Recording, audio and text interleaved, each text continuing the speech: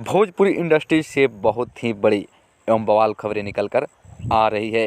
ये फ़ोटो देखकर तो आप पहचान ही गए होंगे कि खेसारी लाल यादव जी का ये फ़ोटो आर्मेनिया के है।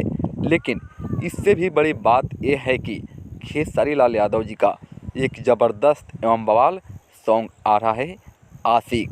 ये आशिक सॉन्ग जो है पूरी तरह से हिंदी है। इस सॉन्ग को जो है खेसारी लाल यादव जी और प्रियंका सिंह जी गाई है। और वहीं इस सॉन्ग के म्यूजिक डायरेक्टर है शुभम सिंह SPR। और आपको बता दें कि इस गाने को लिखे हैं एडिशनल राइटर अजित मंडल जी। आपको बता दें कि वायरल भोजपुरी यूट्यूब चैनल के माध्यम से इस गाने को जल्द ही रिलीज़ किया जाएगा। इससे पहले कि आपको बता दें टी सीरीज के साथ जो है बहुत ही बड़ी बवाल मीटिंग है, आप सभी जान ले। यहाँ पर जो देख रहे हैं 18 जनवरी को 11 बजे आप सब तैयार रहिएगा।